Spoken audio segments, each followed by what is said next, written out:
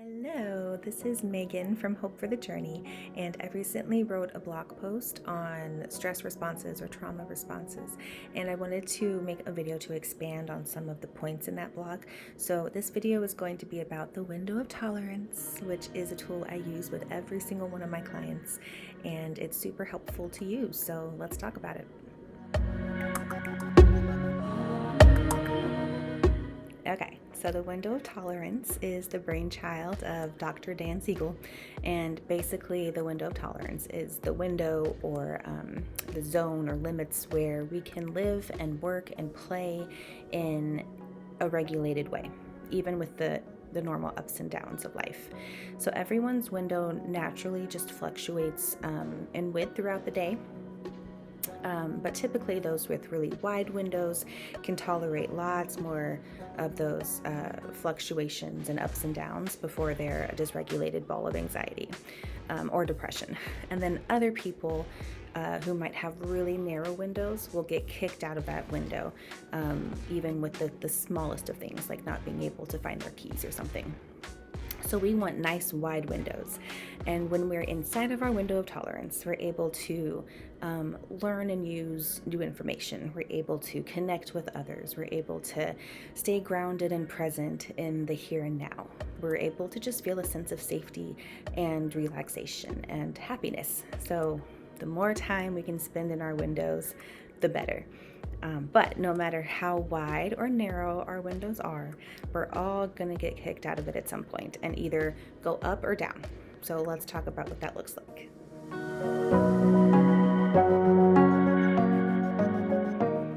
So different people are going to go different ways when something overwhelming and stressful happens. And like I said in the blog, this is automatic. It's something we choose to do.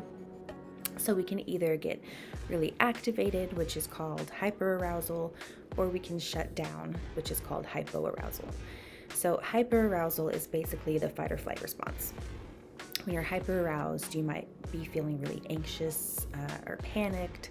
You might be really hypervigilant or angry and aggressive. Just feel overwhelmed or manic. Your heart might be racing. It might feel like you're just experiencing a prolonged adrenaline rush. Everything is just too much, and it's not a great place to be. And then hypoarousal, on the other hand, is the freeze response. So this is where you're shut down or dissociative and detached, maybe feeling depressed, tired, numb, hopeless, unmotivated. Also not a great place to be. So depending on whether you're hyper or hypo aroused, you're going to want to do slightly different things to re-regulate yourself and get yourself back into your window of tolerance. So let's look at some of the things you can do when you're hyper aroused first.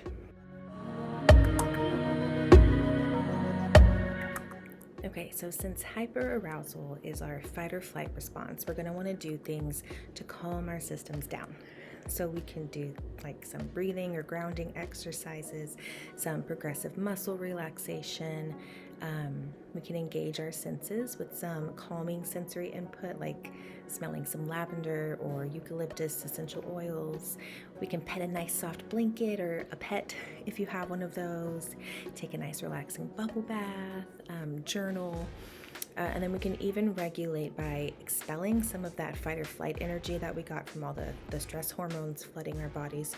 So you can go for a walk or a sprint, or you can use some jumping jacks, or just dance it out. Just listen to your bodies and try to find, try some different things to see what works best for you. And just keep in mind that the goal is to calm your system down. Hypoarousal, on the other hand, where our system shuts down or numbs out, requires that we activate it again.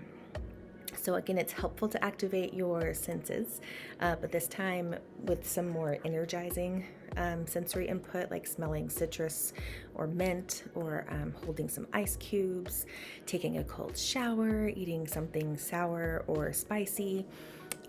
You can get your body activated by stretching or going for a walk. You can get your brain activated by playing games like Wordle or Sudoku. And it's also really helpful to reach out to other people for social support, even if you really, really don't want to. So, if you are realizing that maybe your window of tolerance is pretty narrow, but that doing all of this work to widen it feels overwhelming or impossible, all the therapists at Hope for the Journey are trained to help you find and stay in your window of tolerance. So you can go to our website at hopeforthejourney.org and read all about us, and then take the first step to feeling better.